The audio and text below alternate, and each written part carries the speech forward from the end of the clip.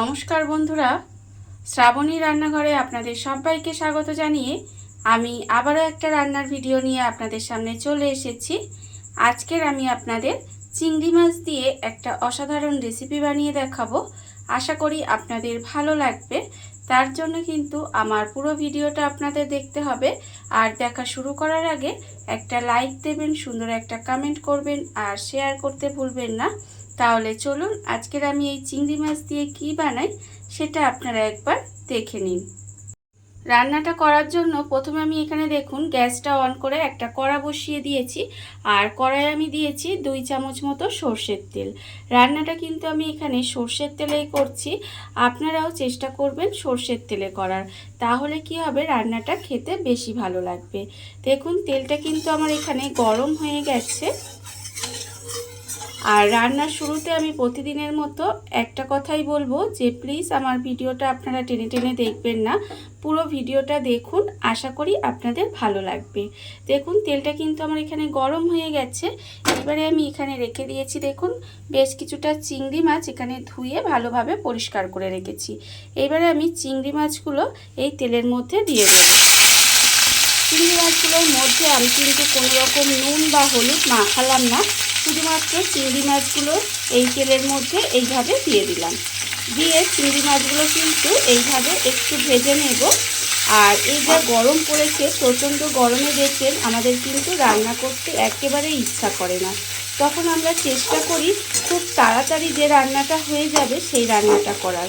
আর এটাও কিন্তু সেরকমই একটা রেসিপি, খুব তাড়াতাড়ি রান্নাটা হয়ে যায় আর খেতে কিন্তু অসম্ভব সুন্দর হয়। দেখুন চিংড়ি মাছটা দিয়ে আমি এইভাবে একটু হালকা করে ভেজে নেব। চিংড়ি মাছটা দিয়ে আমি কিন্তু এখানে হালকা করে একটু ভেজে নিয়েছি, আপনারা দেখতেই পাচ্ছেন। আর এটা কিন্তু এইভাবে একটু হালকা করে প্রথমে ভেজে নিতে হবে। এইবারে আমি এর মধ্যে দিয়ে দেব দেখুন আলু। এখানে কিন্তু আমি আলুগুলোকে একটা আলু নিয়েছি, আর আলুটাকে কিন্তু আমি যতটা সম্ভব পাতলা করে কেটে নিয়েছি। আর আপনারাও চেষ্টা করবেন একদম আলুটাকে পাতলা পাতলা করে এইভাবে কেটে নেওয়ার। আমি কিন্তু এরকম একটা মাঝারি সাইজের আলু নিয়েছি, আর আলুটাকে কিন্তু এইভাবে একটু পাতলা পাতলা করে কেটে নিয়েছি। এইবার আমি দেখুন এই মাছের সঙ্গেই কিন্তু আলুটা দিয়ে দিলাম, দিয়ে খুব ভালোভাবে এটাকে একটু ভেজে নিতে হবে। একসঙ্গেই কিন্তু ভেজে নিলে হয়ে যাবে, আলাদা করে ভাজার কোনো দরকার নেই।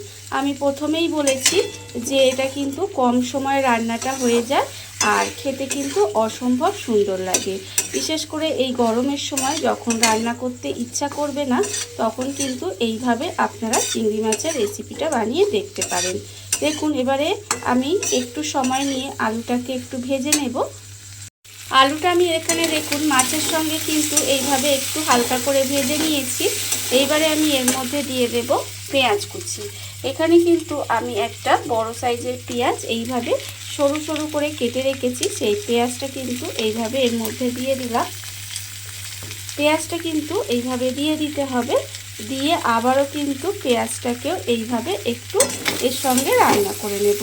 দেখুন পেঁয়াজটাও কিন্তু এর সঙ্গে দিয়ে এইভাবে ভাজা ভাজা মতো করে নিতে হবে।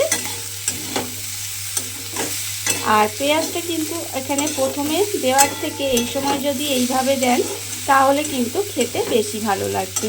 দেখুন আমি কিন্তু পেঁয়াজটাও এর সঙ্গে একইভাবে একটু ভাজা ভাজা মতো করে নেব। পেঁয়াজটাও দিয়ে কিন্তু আমি এখানে একটু সময় এইভাবে একটু ভাজা ভাজা মতো করে নিয়েছি। দেখুন এইভাবে কিন্তু একটু ভাজা ভাজা মতো করে নিতে হবে।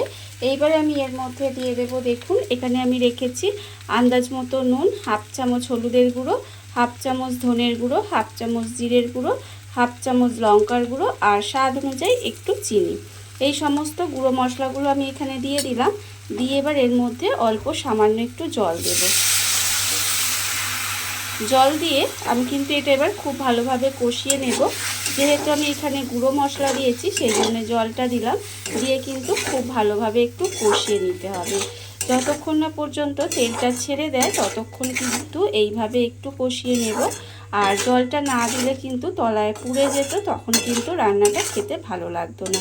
সেই জন্য এইভাবে জলটা দিয়ে কিন্তু একটু সময় একটু গ্যাসটা লোতে দিয়ে কষিয়ে নিতে হবে। মশলাটা আমি এখানে দেখুন খুব ভালোভাবে কষিয়ে নিয়েছি। মশলা থেকে কিন্তু তেলটাও ছেড়ে দিয়েছে। যখন দেখবেন এইভাবে মশলা থেকে তেলটা ছেড়ে দিয়েছে তখন কিন্তু আমি এর মধ্যে দিয়ে দেব জল। এখানে আমি দেখুন খুব বেশি জল দেব না, 1 বাটি মতো, বড় বাটির 1 বাটি জল দিয়ে দিলাম। দিয়ে এবারে গ্যাসটা লোতে দিয়ে এইভাবে ঢাকা দিয়ে কিছুক্ষণ রান্না হতে দেব। দেখুন এইভাবে কিন্তু ঢাকা দিয়ে কিছুক্ষণ রান্না হতে দিতে হবে, যাতে আলুটা খুব ভালোভাবে সেদ্ধ হয়ে যায়। যতক্ষণ না আলুটা সেদ্ধ হবে ততক্ষণ কিন্তু আমি এইভাবে একটু গ্যাসটা লোতে দিয়ে ঢাকা দিয়ে রান্না হতে দেব। গ্যাসটা লোতে দিয়ে আমি এইভাবে ঢাকা দিয়ে বেশ কিছুক্ষণ রান্না হতে দিয়েছিলাম। এইবারে আমি আপনাদের দেখাবো। দেখুন রান্নাটা কিন্তু আমার এখানে প্রায় হয়ে গেছে, আর আলুটাও কিন্তু খুব ভালোভাবে সেদ্ধ হয়ে গেছে। দেখুন আলু সেদ্ধ হয়ে গেছে। যখন দেখবেন রান্নাটা হয়ে গেছে তখন কিন্তু আমি গ্যাসটা অফ করে দেব। অফ করে দিয়ে এবারে এর মধ্যে দিয়ে দেব, দেখুন এখানে আমি দেব গন্ধরাজ লেবুর খোসা, মানে ওপরের যে সবুজ অংশটা সেটা কিন্তু আমি গ্রেট করে রেখেছি, সেই সবুজ অংশটা আমি এখানে দিয়ে দিলাম। এখানে কিন্তু সাদা অংশটা দেবেন না, তাহলে কিন্তু তিতো হয়ে যাবে। আর আমি কতটুকু পরিমাণে দিলাম সেটা কিন্তু আপনারা দেখতেই পেলেন, এরকম অল্প পরিমাণে দিতে হবে। আর দেব এখানে দেখুন অল্প সামান্য একটু গন্ধরাজ লেবুর রস দিয়ে দিলাম। দিয়ে খুব ভালোভাবে একটু মিশিয়ে দেব। এতে কিন্তু এই রান্নাটা খেতে অসাধারণ হয়। এই একটু লেবুর খোসা আর লেবুর রস দিলে এর স্বাদটা কিন্তু অনেক চেঞ্জ হয়ে যায়। দেখুন রান্না কিন্তু আমার এখানে রেডি হয়ে গেছে। এইবারে আমি আপনাদের পরিবেশন করে দেখাবো ঠিক কেমন হলো। একেবারে সহজ, কোনো সময় কম, হাতে সময় কম থাকলে বা এই গরমের সময় রান্না করতে ইচ্ছে না করলে তখন কিন্তু আপনারা এই রান্নাটা করতেই পারেন। দেখুন রান্না একেবারে রেডি হয়ে গেছে। দেখুন বন্ধুরা, বাড়িতে থাকা কত অল্প উপকরণে কত অল্প সময় কত সুন্দর একটা চিংড়ি মাছের রেসিপি তৈরি হয়ে গেছে, আপনারা দেখতেই পেলেন। আর এটা কিন্তু খেতে অসম্ভব সুন্দর হয়। এইভাবে আপনারাও কিন্তু একদিন হলেও বাড়িতে বানিয়ে দেখতে পারেন। আর এই ভিডিওটা যদি আপনাদের ভালো লেগে থাকে, আপনারা যদি ফেসবুক থেকে দেখে থাকেন পেজটি ফলো করে দেওয়ার অনুরোধ রইল। আর যদি ইউটিউব থেকে দেখে থাকেন চ্যানেলটি সাবস্ক্রাইব করে নেওয়ার অনুরোধ রইল। তাহলে চলুন ভিডিওটা আমি এখানেই শেষ করছি। আপনারা সবাই ভালো থাকবেন, সুস্থ থাকবেন। আবারও হাজির হব নতুন কোনো রান্না নিয়ে।